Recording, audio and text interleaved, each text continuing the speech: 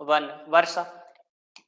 वर्षा जिस क्षेत्र में जैसा होगा वहां उसी प्रकार का वनस्पति उगेगा। और वन के बारे में हम पिछले क्लास में बात किए हैं, उष्णकटिबंधीय वन के बारे में। अब देखिए यहाँ हम थोड़ा सा और वन के बारे में आज बात कर लेते हैं। आज शीतोष्णकटिबंधीय के बारे में बात कर लेते हैं ना जी। कल उष्णकटिबंधीय के बारे में बात हो चुका था। हम दो वन का बात किए थे, एक सदाबहार वन, एक पर्णपाती वन। तो कल सदाबहार वन और उष्णकटिबंधीय पर ज्यादा फोकस था मेरा। आज शीतोष्णकटिबंधीय देखेंगे, है ना। आज क्या देखेंगे? तो शीतोष्णकटिबंधीय। आज शीतोष्णकटिबंधीय देखेंगे। तो शीतोष्णकटिबंधीय वाला क्षेत्र कहां से कहां आएगा जी? तो 23.5 डिग्री दक्षिण से 66.5 डिग्री दक्षिणी अक्षांश और 23.5 डिग्री उत्तर से 66.5 डिग्री उत्तरी अक्षांश। ये पूरा क्षेत्र शीतोष्णकटिबंधीय। यहाँ जो वन पड़ेगा वो शीतोष्णकटिबंधीय वन कहलाएगा। अब देखिए हम बताए थे पर्णपाती वन, पर्णपाती वन, सदाबहार वन।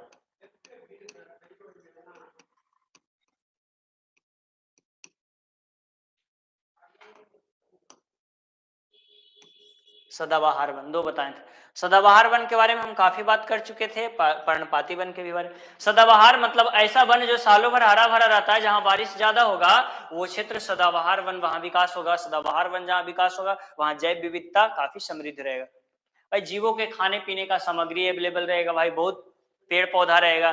तो जब खाने पीने का ज्यादा रहेगा तो वहां उसको खाने वाला जीव जंतु भी भरा पड़ा रहेगा। कीट का प्रजाति हो, रेप्टाइल्स का प्रजाति हो, स्तनधारी का प्रजाति हो या फिर पक्षी का प्रजाति हो, किसी भी जीव का प्रजाति ज्यादा रहेगा मुख्य रूप से सदाबहार वन वाले क्षेत्र में। अब इसमें सर्वाधिक क्षेत्रफल में अगर सदाबहार वन कोई देश में है तो कहाँ है जी? तो अमेजन वन ब्राजील में। तो सदाबहार वन का हम बात कर चुके थे और आज बात करेंगे हम पर्णपाती वन का। अब देखिए पर्णपाती दो होता है, एक शुष्क होता है और एक आर्द्र होता है ना। आर्द्र जहां कुछ बारिश होगा ज्यादा और शुष्क जहां कम बारिश होगा उसके रिस्पेक्ट में। मुख्य रूप से आर्द्र पर्णपाती 180 सेंटीमीटर के आसपास के वर्षा वाले, वार्षिक वर्षा वाले क्षेत्र में होता है और ये 120 से कम के आसपास, 120 नहीं 100 के अप्रोक्स में, ठीक है, 100 के अप्रोक्स में वर्षा होता है। 80, 90, 100, 105 उस क्षेत्र में शुष्क वाला वन होगा। अब देखिए ये दोनों में पर्णपाती जुड़ जाएगा, एक हो जाएगा शुष्क पर्णपाती वन हो जाएगा, एक हो जाएगा आर्द्र पर्णपाती वन।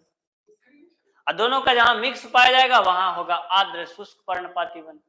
अब इसी को शीतोष्ण में हम जोड़ देंगे तो शीतोष्ण कटिबंधीय आर्द्र पर्णपाती वन हो जाएगा, शीतोष्ण कटिबंधीय शुष्क पर्णपाती वन हो जाएगा और शीतोष्ण कटिबंधीय आर्द्र शुष्क पर्णपाती वन हो जाएगा।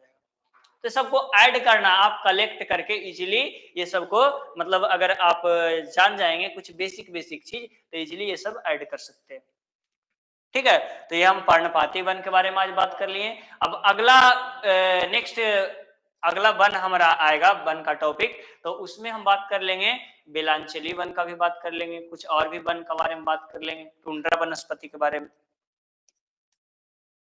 चलिए, और ये सब कॉन्सेप्ट का क्लास है। चलिए देख लेते हैं। बांग्लादेश में कुल क्षेत्रफल का लगभग 15% भाग पर वनों का विस्तार है ना जी। और ये वन मुख्य रूप से 3 क्षेत्र में बटा हुआ है और वो 3 क्षेत्र कौन सा है? माधोपुर वन, माधोपुर जगह का नाम है, ठीक है। सुंदरवन भी जगह है लेकिन बता रहे हैं उसका बारे में। चटगांव, चटगांव ये पूर्व पहाड़ी वाला क्षेत्र है ना। तो ये 3 क्षेत्र के रूप में वन का विस्तार ज्यादा है, जिसमें से माधोपुर वन वाला क्षेत्र इधर होगा, ठीक है। सुंदरवन डेल्टा वाला ये वाला क्षेत्र होगा।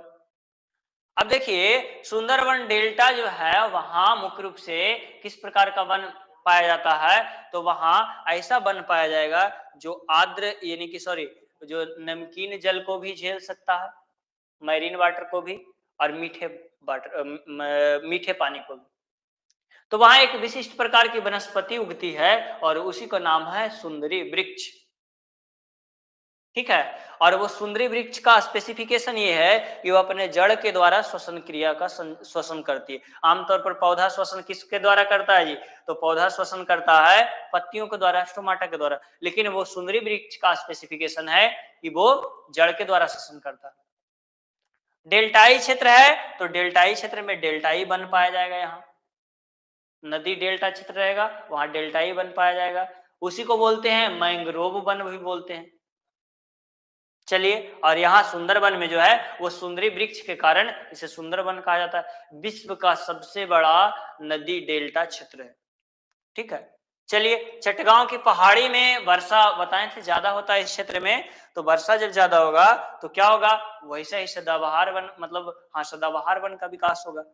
अब देखिए यहाँ ये रीजन है, ये समुद्र नजदीक है, तो समुद्र नजदीक है और उष्णकटिबंधीय वाले क्षेत्र में आता है जी। ये तो ऊपर से निकल गया त्रिपुरा मिजोरम से कर्क रेखा, और दक्षिण वाला क्षेत्र इसका हो जाएगा उष्णकटिबंधीय, तापमान ज्यादा रहेगा, यहाँ कैसा बारिश होगा, संवहनीय वर्षा भी होगा।